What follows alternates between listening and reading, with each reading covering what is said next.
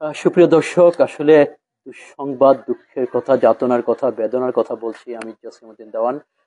আমার সাথে ক্যামেরায় সহযোগিতা করছেন আবির হোসেন মানিক। আসলে একজন মায়ের কথা বলবো, একজন জননীর কথা বলবো, যে জননী ছয়টি সন্তান গর্ভধারণ করেছে। যে সন্তানরা তাকে প্রায় 15 দিন ধরে ঘর থেকে বের করে দিয়ে বিভিন্ন রাস্তায় রেখে দিয়েছে, এবং এখানে এখন মিরকাদিম পৌরসভার গোপালনগরের বাসিন্দারা তাকে আদর যত্ন করে যতটুকু সম্ভব তাকে এই জায়গাটিতে রেখেছে। আমরা একটু আগে তাকে দেখানোর চেষ্টা করি। তার বয়স কত, তার নাম কত, তিনি কিছুই বলবার চেষ্টা করে না। অর্থাৎ এইসব কথা বলতে গেলে আমরা যখন তার কাছ থেকে জানতে চাই, তার সন্তানদের কথা জানতে চাই, তার সন্তানরা আসলে মানুষ কিনা, আসলে যদি তাদের পশু বলি, পশুরা আসলে অপমানিত হবে। বলতে হবে মানুষরূপী পশু। এই জানোয়ারদের কথা যখন বলতে যাই, তখন আসলে তিনি তাদের সন্তানদের বদনাম করতে চায় না, তাদের সন্তানদের নিয়ে তিনি অপবাদ দিতে চায় না। অর্থাৎ মা তো তেমনি, যত কষ্ট হোক, যত যাতনা হোক, যত বেদনায় হোক, সন্তানদের বুকে আগলিয়ে রাখার চেষ্টা করে। কিন্তু এই সন্তান, এই নরপশুরা কি তার মাকে এতটুকু ঠাঁই দিতে পারতো না? ইচ্ছে করলে কি তাদের এই মাকে তাদের ঘরে রাখতে পারতো না? আসলে মা যখন বৃদ্ধা হয়েছে, মা যখন অসহায় হয়ে পড়েছে, মা যখন প্রস্রাব পায়খানা আসলে আর কথাটি বলতে পারে না, আর প্রস্রাব পায়খানা করে দেয়, তখন এই মানুষরূপী জানোয়ারগুলো, তার এই সন্তানগুলো আসলে তাকে আর তাদের সাথে রাখতে আর রাজি হয়নি, সাহস হয়নি, বা তাদের সঙ্গে একসঙ্গে বসবাস করাবে সেই ইচ্ছাটি তাদের আর জাগেনি, যার ফলে তাকে ফেলে রেখে দিয়েছে রাস্তার পারে। আমরা কিছুদিন আগে শুনেছি যে ঠিক রামগোপালপুর কালিন্দীপাড়া সংলগ্ন যে রামগোপালপুর, সেখানে একটি বৃদ্ধ মহিলা পড়ে আছে, বৃষ্টিতে ভিজছে, কাদায় ভিজছে এবং রোদে শুকাচ্ছে, এমন অবস্থা। শেষ পর্যন্ত আমি শুনে গত 3 দিন আগে আমরা আসলে গিয়েছি, তাকে খুঁজে পাইনি। আজকে খুঁজে পেলাম সেই গোপালনগরের যেটা পুরানো ওয়াবদা বাড়ি, সেই ওয়াবদা বাড়ির জনাকীর্ণ একটি জায়গায়, যেখানে তারপর তো তার ভাগ্যে তার ললাটে একটি মশারি জুগেছে, এবং তার একটা থাকার ঠাঁই হয়েছে। এই এখানকার মানুষগুলো আসলে তাকে থাকার ব্যবস্থা করেছে, এবং তাকে আসলে তার খোঁজ খবর নিচ্ছে, তার খাবার দিচ্ছে, এবং এই খবরটা আসলে তার সন্তানরা কিন্তু নেয়নি। এখানে তার সন্তান, এই বৃদ্ধা মহিলার খবরটি পেয়ে যখন তার সন্তানদের কাছে গিয়েছে, একটি ছোট্ট ছেলে আব্দুল্লাহ, কিশোর, শিশু কিশোর বলা যায়, এই আব্দুল্লাহ তার খবর নিয়ে তার বাড়িতে গিয়েছে এবং তাদের সন্তানদের সাথে কথা বলবার চেষ্টা করেছে। আমরা একটু আব্দুল্লাহর সাথে কথা বলবো, আব্দুল্লাহকে যুক্ত করার চেষ্টা করবো। এই ছোট্ট ছেলে আব্দুল্লাহ, কিন্তু বয়স খুব বেশি নেই, সর্বোচ্চ 15 বয়স, অর্থাৎ কিশোর একটি ছেলে আব্দুল্লাহ। আব্দুল্লাহ, আপনি গিয়েছেন তার খবর নিতে, তার বাড়িতে, তার সন্তানদের সাথে কথা বলতে। তার বাড়িটা কোথায়, তার সন্তানদের সাথে কি কথা হলো, তারা কি বললো, একটু আমাদের ব্যাখ্যা করবেন। তাদের বাসায় গেলাম রাত 8টার দিক দিয়ে। আমি আরো কিছু লোক মুখ গেলাম, জানার পর তারা দেখি ঘরে কেউ নাইকা। ঢাকাটা কি অনেকক্ষণ পর একটা মহিলা এলো। আমি কইলাম, একটা একটা বেডি বইরা পুরা লইছে, এটাকে আপনার কিছু লাগে? কয় না, আমার কিছু লাগে না। পরে আমার কিছু লোক মুখ আসলো, পরে 3 মিনিট লাতি দিছে, পরে কয় লাগে। পিছের করতে একটা একটা বেড়াইয়া কইলো, তোমার কি এদিকে আলাইছে দিছে? আমি কই না, আমাকে কিছু না, আমাকে লাগাইতে চাইছে। বেডি বেশি দিন বাঁচতো না, কিডনি ব্যথা, খাওয়ান মন দিয়ে খায় না, বেশি দিন বাঁচতো না। আপনি কি করবেন? আপনার কি লাগে? কয় আমার এই দাদি লাগে। আমি কই দিকে হারাইছেন কে? কয় আমার বাপে হেরে পালতো না, পোশাক মোশাক করে দেয় ঘরে। আমি কই দিলে আপনি অন্য জায়গায় রাখেন, বৃদ্ধাশ্রমে না পারলে দিয়া দেন। কয় এইটি আমরা পারতাম না, এটি টিয়া খরচ। তোমাকে বাড়ির সামনে তো আর হালাই দিয়ে নেই কিয়া, তোমার আর পেশা মোশাক করে তোমাকে বাড়ির সামনে হালাই নেই কিয়া, তোমার তো মাথা কেমন লাগতো না, তোমরা তুমি যাও গা। ওটা কোন, ওদের বাড়িটা কোথায়? এই যে কালিন্দিপাড়া মস্তবাজির বস্তি। ওর ছেলের নাম কি বলছে? রুহুল আলামিন, বারেক রুহুল আলামিন, আরো 4টা সন্তান। আপনি একটু বলেন, ওর কয় ছেলে এবং ওনার কয় ছেলে এবং ছেলেদের নাম কি? আমি জানি স্যার, ওর ছেলে একজনে আব্দুল বারেক, হাইটে একটা কবুতর ব্যস্ত, কিন্তু আর মেয়ের নাম মফিলির ছেলের নাম হলো রুহুল। ঠিক আছে, কিন্তু ওরা পারতো, ওরা মহিলার খাওয়াইতে পারতো। ওরা যে সকল মানুষ আছে আমি দিই তো, কারণ আমি পরে 2-3 বার যাই ও বাসায়।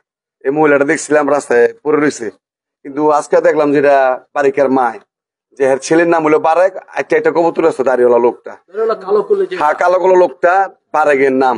কিন্তু হ্যার শাশুড়ি আবার পড়েন না বিছনায় আলামিনের মা, যেটা আলামিনের মা কয়, বারেকের ছেলের নাম আলামিন। ওই ভিডিও আজকে অনেক বছর ধরে গর্বিত বহা, ছেলের বউ অসুস্থ, হ্যাঁ অসুস্থ, ছেলের বউ অসুস্থ, ওটা আলামিনের মা। আর তার মেয়ের নাম হলো মফিলি। মেয়ে কোথায় থাকে? মেয়ে ওই একলা ওই থাকে, এ পাশাপাশি থাকে। এমনি আপনি কি জিজ্ঞেস করছেন কেন? না আমি আজকে জানলাম, এই মুখটা দেখলাম হেরা আজকে, নাহলে হের বাসায় নিতে আমি লোক নিয়ে আনতাম।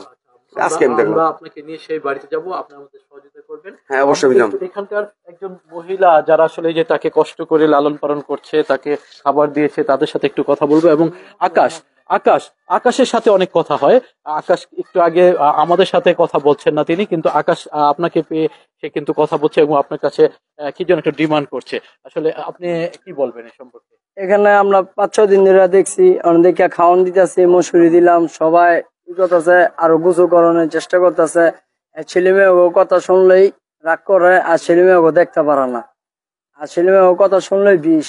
আমার খাওয়ান দিলেও কি সব হালাই দেয়, ছেলে মেয়েও কথা বলবে না, আমি এনে মরবো, এনে ই করবো, আমি এনে থাকবো। এই হলো অবস্থা।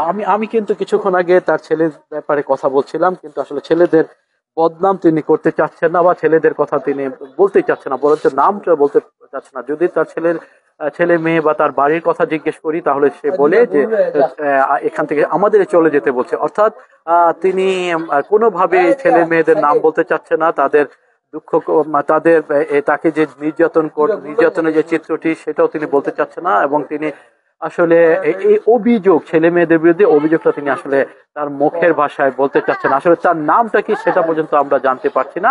আমরা জানবো বিস্তারিত। প্রিয় দর্শক, আসলে একজন মায়ের কথা কি বলবো, একজন গর্ভধারিণী, কত কষ্ট পড়ে একজন মা।